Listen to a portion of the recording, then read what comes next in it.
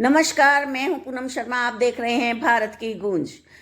30 Hazari court में बड़ा खुलासा सामने आया।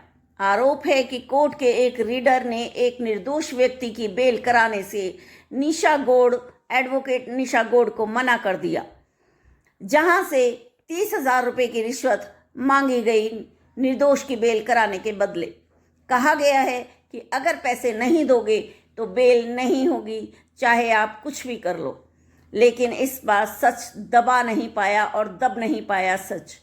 बहादुर वकील ने निशा गौड़ ने हिम्मत दिखाई और मामले की शिकायत सेंट्रल ब्यूरो ऑफ इन्वेस्टिगेशन से की।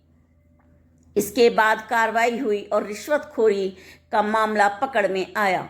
यह घटना दिखाती है कि न्याय व्यवस्था में अगर कुछ लोग भ्रष्टाचार फैलाते हैं तो कुछ लोग ऐसे भी हैं जो सच के लिए लड़ते हैं। एक वकील की हिम्मत ने सिस्टम को आईना दिखा दिया। अगर अदालत में बेल के लिए भी रिश्वत मांगी जाए तो आम आदमी न्याय कहां से पाएगा। ऐसे मामलों पर सख्त कार्रवाई ज़रूरी है ताकि गरीब और निर्दोष लोगों का भरोसा कानून पर बना रहे। इस पूरी चर्चा को सुनने वालों के लिए एक संदेश: प्रशासनिक कर्मचारी या रीडर रिश्वत का पक्ष या आदेश अपने पक्ष में पक्का विश्वास दिला सकता है, तो बंद दरवाजों के पीछे कोई न्याय प्रक्रिया को प्रभावित करने की कोई खतरनाक शक्ति छिपी हुई है। अभी तक चुनौती ही नहीं दी गई। ये वाकई गंभीर सवाल है। इस पर हमें विचार करना चाहिए। शिकायत दर्ज के लिए रिश्वतखोरी के लिए एक हेल्पलाइन नंबर भी जारी किया गया है, आप सब नोट कर लीजिए। 01124367887। दूसरा नंबर है 9650394847।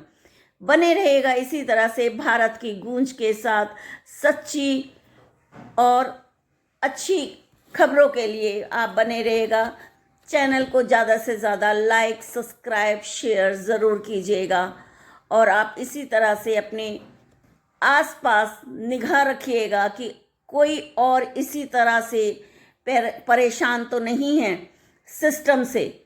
अगर कोई भी सिस्टम से परेशान है, कोई भी इंसान, हमारा आसपास का कोई नागरिक, आस पड़ोसी कोई भी अगर परेशान है तो उसकी हम ज़्यादा से ज़्यादा हेल्प करने की कोशिश करें। एक बेहद अच्छा संदेश ये समाज में जाता है, क्योंकि इस समय लोगों को कारोबार रोजगार तो है ही नहीं, उसकी तो मार पड़ ही रही है। लेकिन ये जो भ्रष्टाचार प्रशासन बैठा हुआ है, जो भ्रष्टाचार सरेआम प्रशासन में कर रहे हैं, इन लोगों की नाक में नकेल करने के लिए आपको और हमें जागरूक होना पड़ेगा। ज़्यादा से ज़्यादा बने रहिएगा इसी तरह से भारत की गूंज के साथ।